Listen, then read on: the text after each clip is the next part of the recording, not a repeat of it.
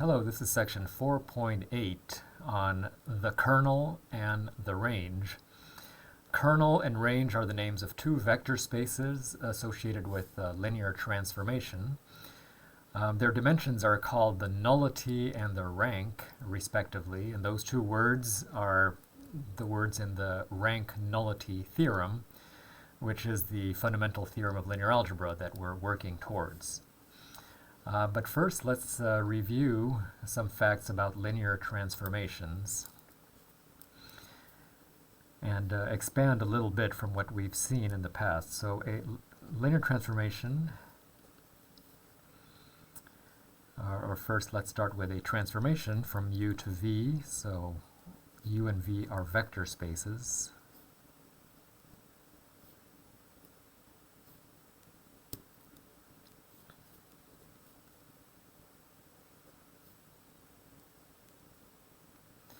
So a transformation T from U to V,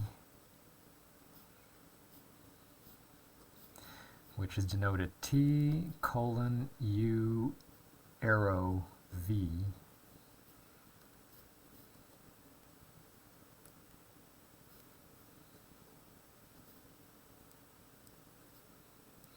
so as a function that assigns every vector U in U to a unique image, which is a vector V in capital V.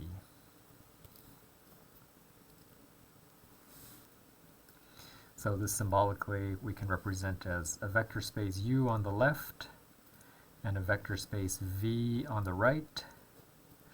And if you have a vector in U, symbolized by this point right here, the transformation will associate that vector to another vector in V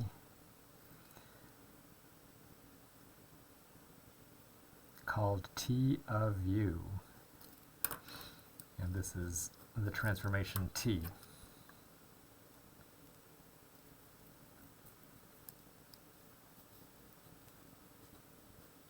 So to continue reviewing some definitions,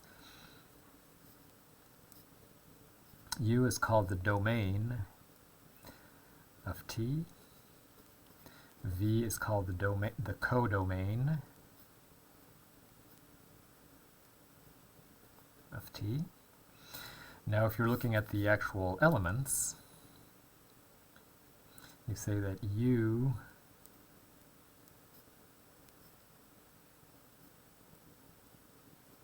is the preimage of V. Or you can say V is the image of U.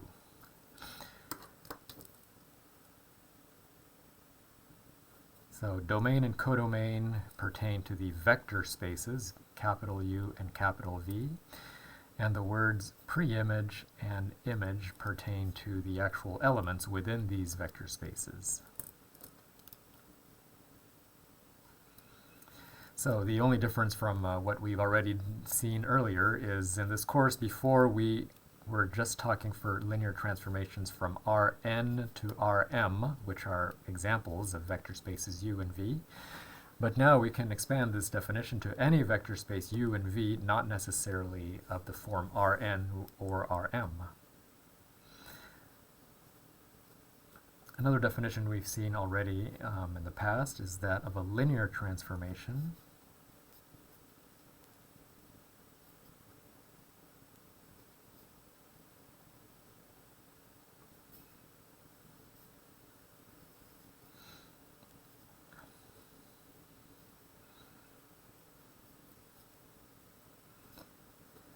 If and only if, so two conditions.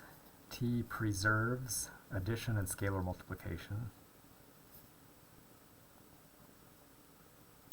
T preserves addition and T preserves scalar multiplication.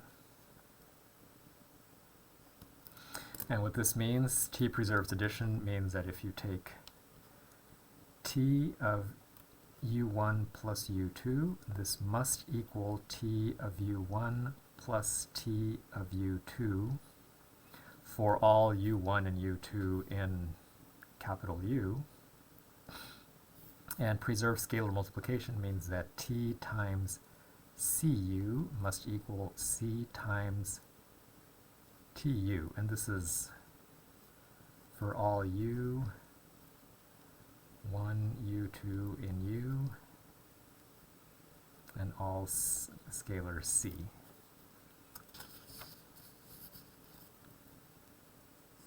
So because of this for all, it's a very restrictive condition because it must satisfy these two properties for every single vector or vectors in the domain.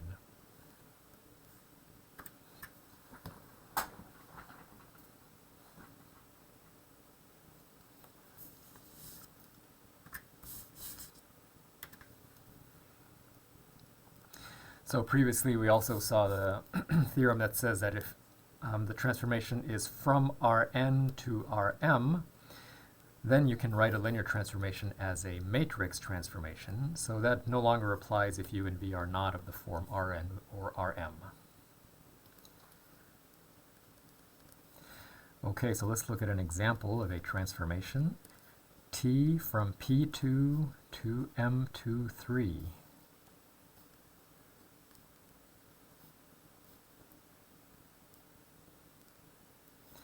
So this is a transformation from the set of polynomials of degree 2 or less to the set of 2 by 3 matrices. So the polynomials of P2 in their general form look like this. And we are creating a rule that associates the polynomials to a matrix with components A, B, 0, 0, B, A. So this symbolically you can see as the set of polynomials P2 on the left and the set of matrices of size 2 by 3 on the right. And if you take any polynomial U in P2, this transformation T will associate it with a matrix T of U on the right. So in this case, the domain of T is P2. The codomain of T is M23. And we can see, we can take an example of T of some polynomial, so for example 3x squared plus 5x minus 6. Under this transformation will give you the matrix 3, 5, 0, 0, 5, 3. So one thing that you can observe is that, of course, every polynomial has an image in M23, but not every matrix in M23 has a preimage under this transformation.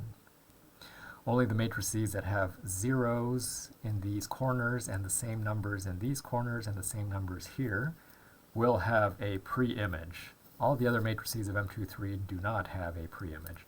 So you see under this little diagram that the set of all the images of the vectors in P2 gives you a subset of M23, which is much smaller than the entire vector space M23. We'll see in a minute that this subset is called the range of the transformation. So, but the main question we want to ask here is this a linear transformation?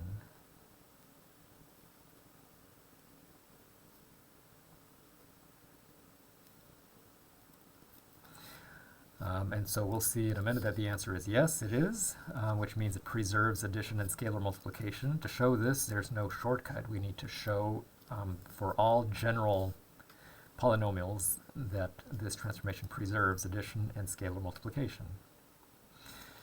So let's do that one at a time.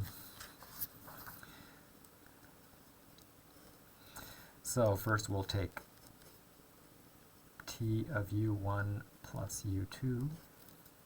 and show that this is equal to t of u1 plus t of u2. So t of u1 plus u2 in this case is t of some polynomial a1 x squared plus b1 x plus c1 plus another one, different one, a2 x squared plus b2 x plus c2, which is t of a1 plus a2 x squared plus b1 plus b2 x plus c1 plus c2. Okay, and if we plug this into the function, we get a1 plus a2, b1 plus b2, 0, 0, b1 plus b2, a1 plus a2. Now if we take t of u1 plus t of u2, which is t of the polynomial a1 x squared plus b1x plus c1 plus t of a2 x squared plus b2x plus c2. So the two images are a1, b1, 0, 0, b1, a1, and plus a2, b2, 0, 0, b2, a2.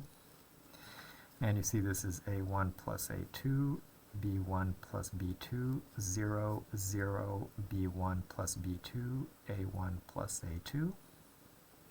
And you observe that these two things are equal. So this shows that t preserves addition. So now we have to do the same thing for scalar multiplication. So t of c times u is t of, actually I'm going to choose k for the constant, since we already have a c in our problem, is t of k times the vector a x squared plus bx plus c, which is t of ka x squared plus kb x plus kc, which is a matrix ka, kb, 0, 0, kb, ka. On the other hand, k times tu is k times t of a x squared plus bx plus c, which is k times the matrix A, B, 0, 0, BA, which is the matrix KA, KB, 0, 0, KB, KA. And once again, we observe that these two results are the same, so T preserves scalar multiplication. These two conclusions together allow us to certify that this is a linear transformation.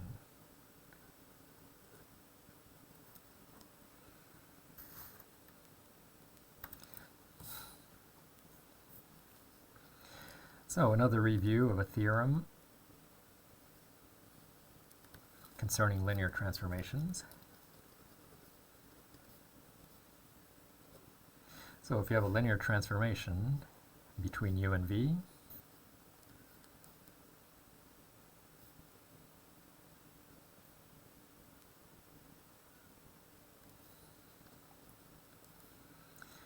then t of 0 equals 0, which means 0 always maps to 0. 0 is always an image for 0. Of course, in this case, u and v are completely different vector spaces. Like in the previous example, u is a set of polynomials, v is a set of matrices. So the 0 vector in u and in v can look completely different. We can put a little sub u and some sub v to indicate that these zeros may look completely different from one another. But this rule still holds, and the proof is easy to see. If you take an arbitrary u vector in u,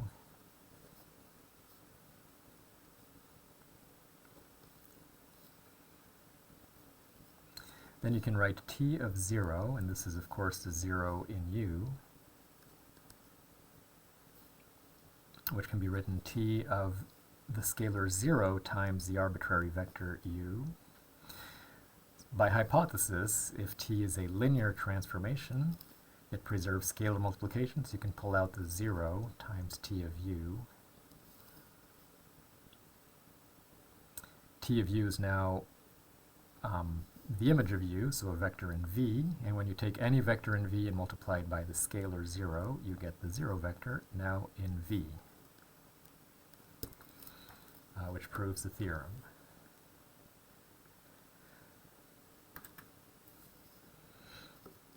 So this brings us to the new theorems, or the new definitions for today.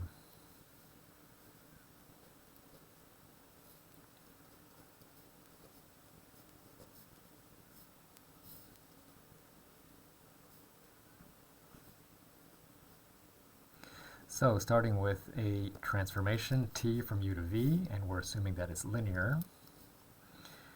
So the first definition is the kernel of t.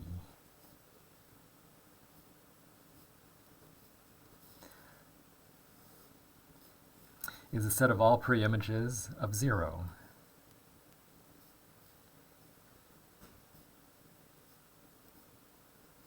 So it's a set of all vectors u in the domain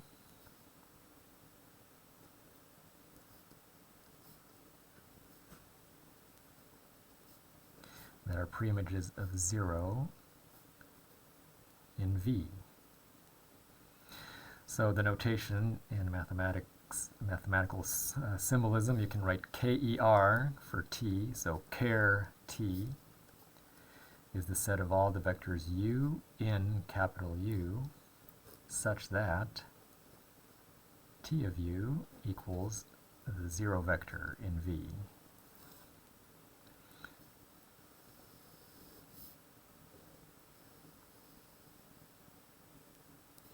So symbolically we can do this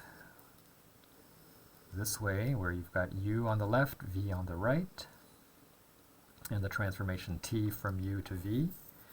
If you take the 0 vector in V, the kernel of t is the set of all the vectors in U that have for their image this 0 vector in V. So we know from the theorem that we just saw a minute ago that we at least have the 0 vector in U, which always maps to the 0 vector in V. So you have at least always one pre-image, but you may have more than one. You may have several other non-zero vectors in U that also map to the 0 vector in V. So the set of all of these pre-images of 0 is called the kernel of T. So it's a subset of U. And we'll see in a minute that it's actually a vector space. It's a subspace of U. But first let's define the other vector space here, the range of T.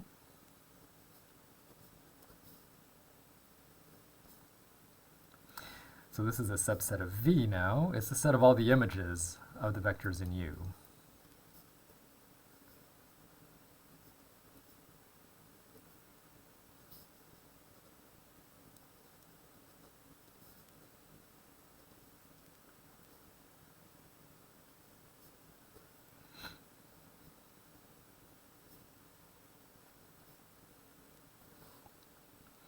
So again, we can write this mathematically as range T is a set of all vectors V in capital V, such that V equals T of U for some U in U.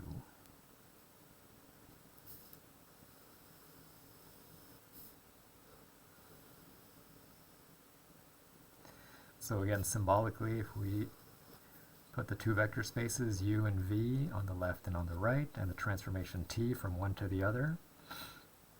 If you take every single vector in U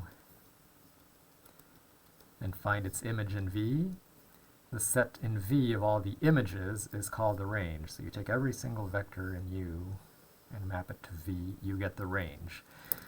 This range may encompass the entirety of the vector space V, but it may also encompass a smaller set, a subset of V called the range.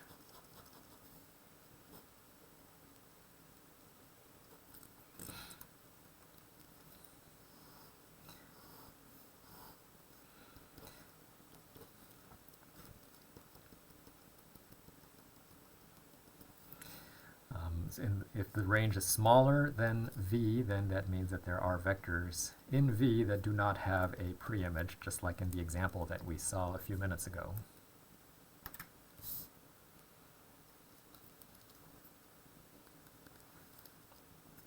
So let's look at an example. Let's take the transformation T from M22 to R3.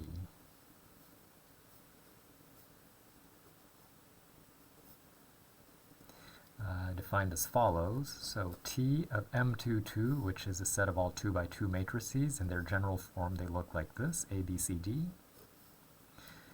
And we're going to assign them to a vector in R3, which is a vector that looks like this, with 3 components.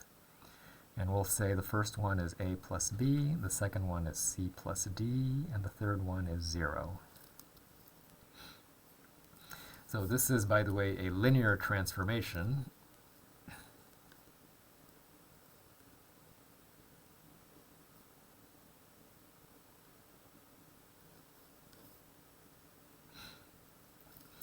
Its domain, it's M22. The codomain is R3.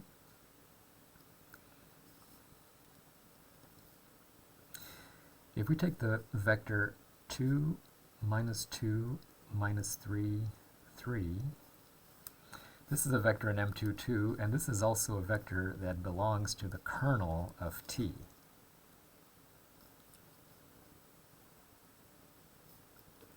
Because the image of this vector, 2, minus 2, minus 3, 3, is the vector 0, 0, 0, which happens to be the 0 vector in R3.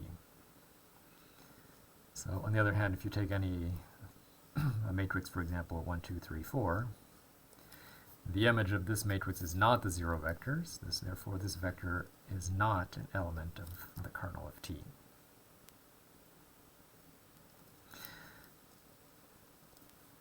So now let's look at examples of vectors in the range. So if we take a vector 3, 5, 0,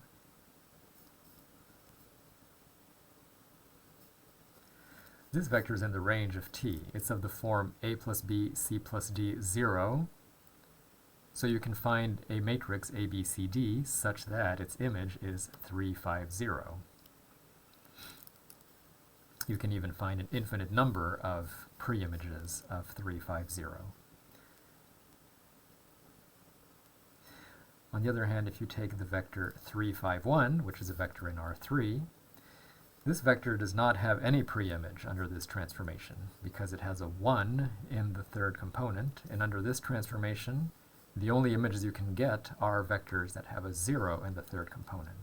So even though this is a vector in R3, it does not belong to the range of T. So in this case, you have M22 on the left, R3 on the right. The range is a subset of R3. It's the subset of all the vectors of R3 that have 0 in their third component.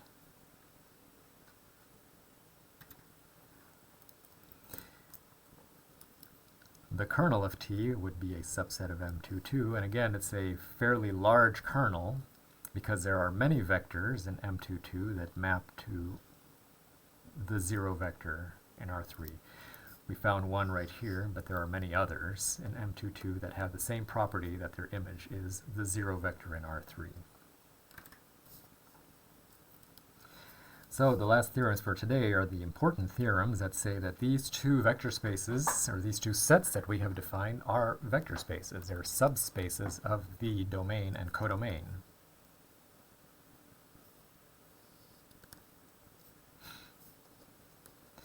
So if we take t from u to v, be a linear transformation,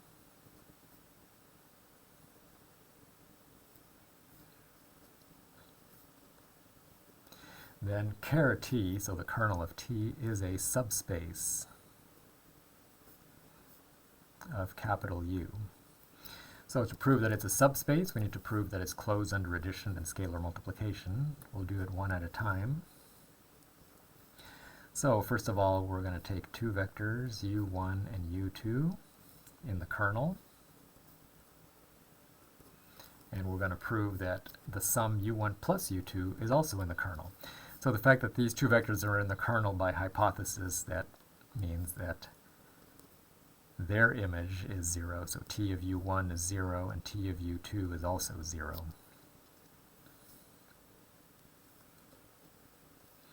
So t of u1 plus u2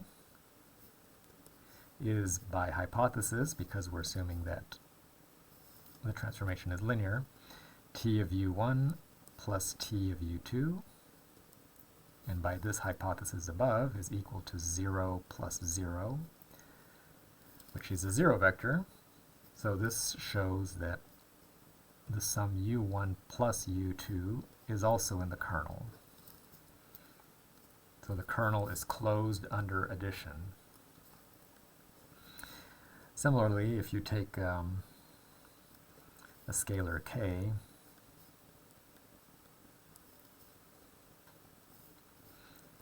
then t of ku by hypothesis is k times tu. And if we assume that u is in the kernel,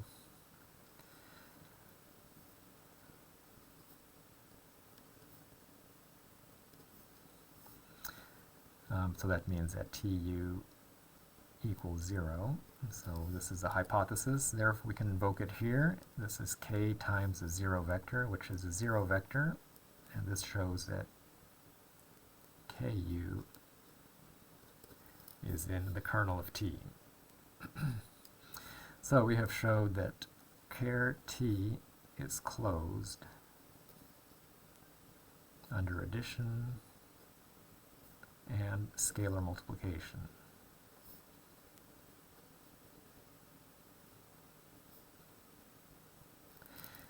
So the kernel of t is a subspace of U.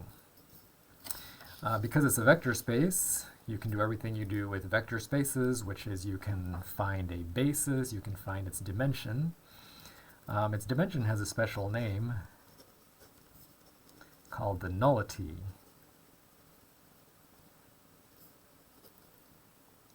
So the dimension of char t, so this is called the nullity of t.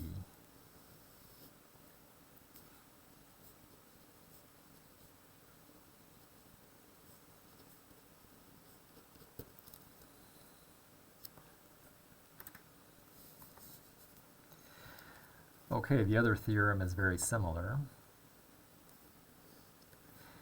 If we take a transformation t from u to v,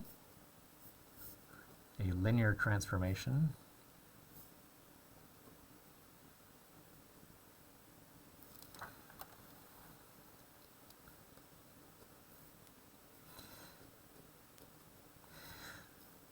so then the range of t is a subspace of V.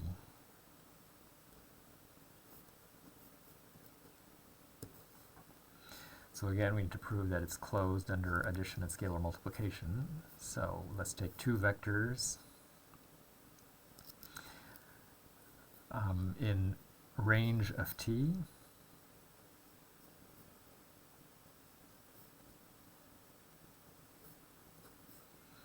So again, this means that V1 is the image of some U1 and V2 is the image of some U2.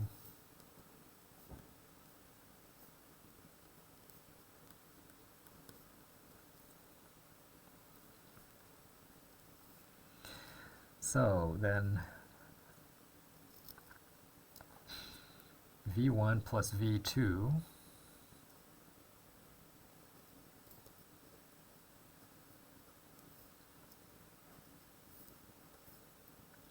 is t of u1 plus t of u2. And by hypothesis, because t is linear, we can write this as t of u1 plus u2. And because U is a vector space, itself is closed under addition, which means U1 plus U2 is an element of U.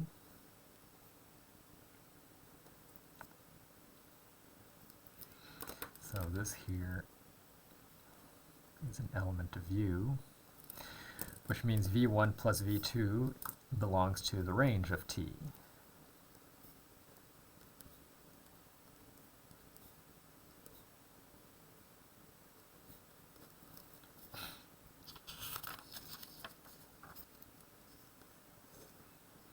So similarly, if we take K to be a scalar and a vector in the range of T, which means that V is equal to T of U for some U,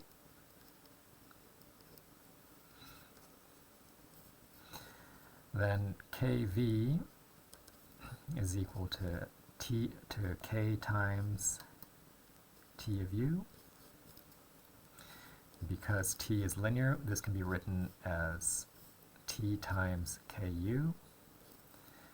And because U is a vector space, it's closed under scalar multiplication, which means that KU is an element of U, which shows that V is in the range of T.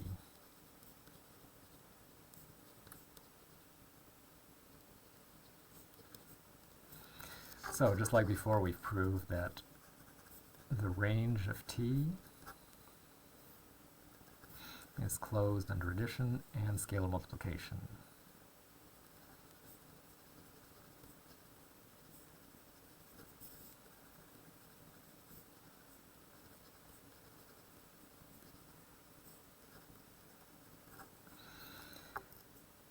And just like before, for the kernel, there is a special name for the dimension of this vector space. It's called the rank.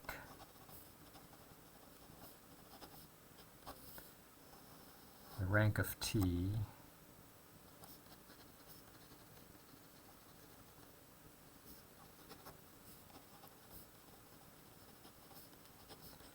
is the dimension of the range of T.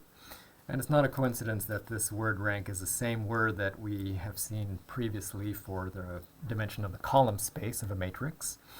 Because if you have a transformation from Rn to Rm, then you know that a linear transformation can be written as a matrix transformation, and in that case, the range of that transformation is equal to the column space of the standard matrix. In other words, the rank of that matrix. That's why it's the same word here for a general linear transformation.